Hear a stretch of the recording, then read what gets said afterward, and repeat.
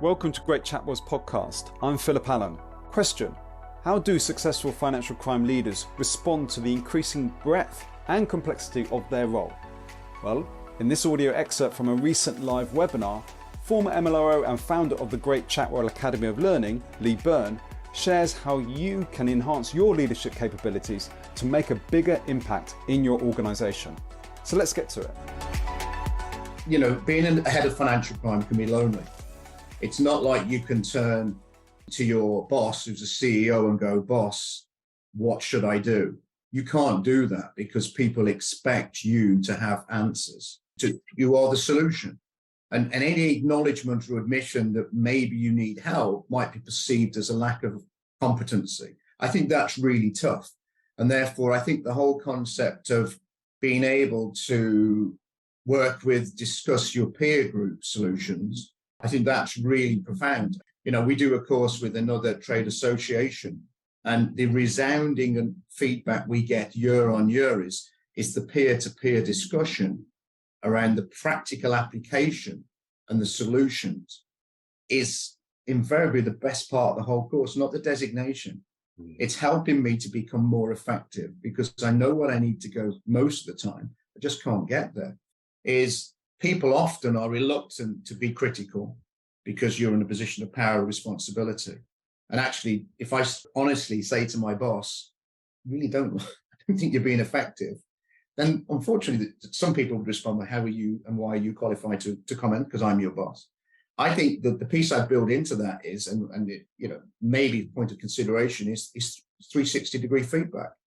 Now, I know that's not new concept, but I learned a massive amount about myself when my two businesses did this. I was social and direct. I had a total disregard and lack of respect for data analytical people. And so when I create a team, I always get the data people involved now because it balances my fact that I'm straightforward and action orientated. So I think, whatever source of information you're soliciting, if you're not getting any, then I think that is a, dare I say it, red flag. Mm. If the point of reflection now on this session is, actually, I don't get anything, that is potentially a problem. Because how are you actually assessing your performance, which is so critical to the success of your framework of controls? Lee, that nicely segues into what Carol Dweck calls having a growth mindset. Now, Dweck coined that term, growth mindset, and also fixed mindset, to describe people's beliefs about learning and intelligence, both their own and that of others. And senior financial crime compliance leaders with a growth mindset, from what we've seen, definitely take pleasure in any opportunity to learn new things. In our experience, they are willing to unlearn their strongly held beliefs and strategies that have worked in the past, but they're also resilient to mishaps. In fact, they embrace challenges because they see it as a natural part of learning. As a result, I think it changes the way that they lead themselves and others. The point here is, from my perspective, is the most successful heads of financial crime. And by the way, one of the measures of success of an MLO is, do they enjoy the job? I don't see a lot of MLROs really enjoying their role and responsibility. They endure it. They overcome the fences. There are exceptions. But in my view and observation, the ones who get genuine comfort, confidence, and enjoy the role are those who are also committed to continuous personal improvement. They are definitely committed to that. They are the ones who are seeking feedback, who are always looking to turn the dial forward. And I think that's key here. So when you talk about the growth mindset, I think that's a key attribute that I've seen definitely over the last 5 years. Yes, they're technically gifted, but here's an interesting point about technical expertise. Is that understanding what the policy says today, or is it actually, and is it also looking at what's coming down the tracks? Now, we have certain regulatory change that's going through the process right now. The most forward-thinking and visionary heads of financial crime will have already done the impact assessment of that regulatory change. And let me point to one very specific point. It is quite clear that the government has determined that fraud is now a major focus of attention in financial crime compliance. It's in the economic crime plan, number 2. It's stated by FCA in their business plan. Now, here's the observation I've made. Most of the attention and focus up till now has been on money laundering. then sanctions because it's more immediate. Fraud is a poor partner in financial crime compliance, yet it is a cross-cutting threat across all of it. I suspect that the next thematic review that the FCA do will be of fraud, because the FCA's purpose is to support the government's strategic objectives for the country. If they said 41% of crime is fraud related, then the FCA must respond. So the thematic review is, show me your risk assessment of fraud. Show me where it influences you. Show me your policies. Show me your training. So technical expertise is here and now, but it's what down the track. The second part is the soft skills. Having done that impact analysis, how have you then translated that? And how are you measuring the effectiveness of that translation? One of the key measures, of course, is like assessing training, is you do an MCQ at the end. Well, that's fine, but it's fairly one-dimensional. When we talk about soft skills, how much do they truly understand about the strategic objectives? Talking with people, your fellow senior leaders, what do they understand the financial crime compliance aims are of the department, is where you get the richness to the real engagement here. So soft skills is not just what I know, but how am I translating that? And is it really resonating? Because we will work with certain departments who are just not at the gate. And that means my communication to that senior leader hasn't been effective potentially. That's a risk. And that's self-analysis. Management capabilities.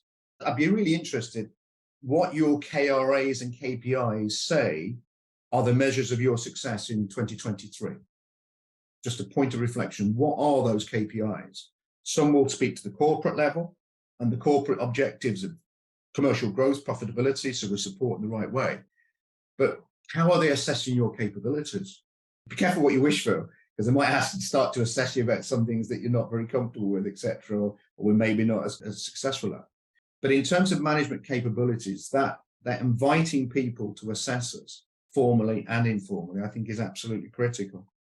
Lee, regulators are not shy, are they, in coming forward on what they want senior financial crime compliance professionals to know?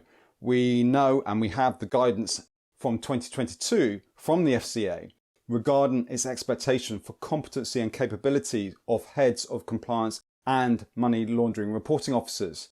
Now, we know that the guidance encourages firms to ensure that approved persons are suitably competent and capable of effectively performing in their role. And the point of reflection there is this concept and this word of effectiveness, by the way.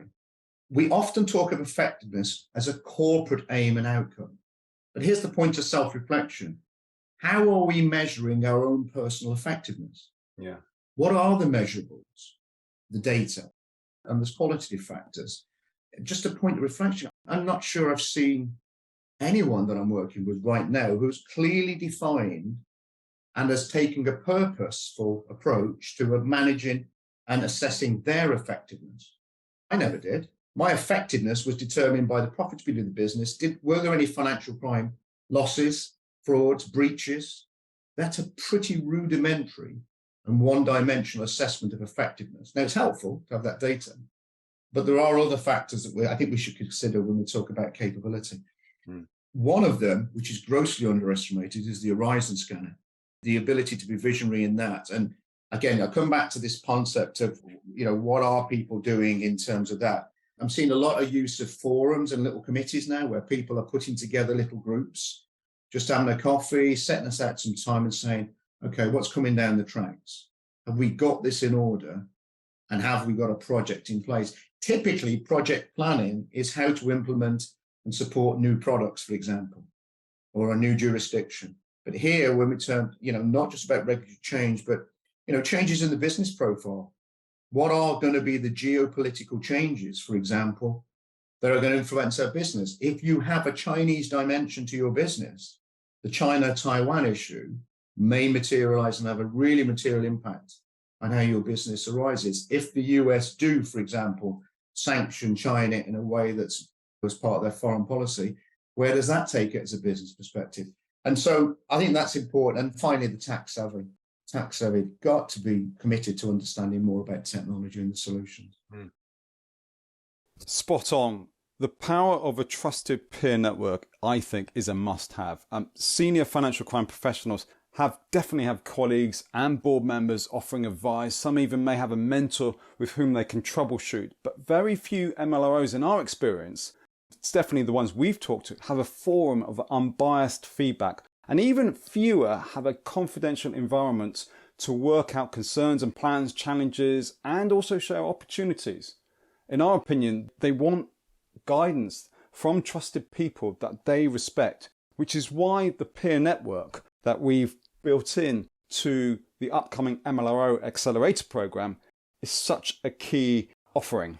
I think from my perspective and the care in the community, so inverted commas, is, care for that, for our MLROs and what have you. There are various solutions that are out there. I think it's taken the time to go and find them, quite frankly, and identify them and ones that are appropriate for you. My takeaway is we can't just keep doing what we're doing today if it isn't giving us A, material uplift and meeting that effectiveness challenge, and B is like making us confident and happy in our role and responsibility. We have to make that change. Thank you for listening to this audio extract taken from the full webinar, How Highly Effective Senior Financial Crime Compliance Professionals Balance the Competing Pressures of Commercial Objectives, Limited Resources and Regulatory Responsibilities, which you can download and watch on demand through the Resource Centre on our website, greatchatwellacademy.com.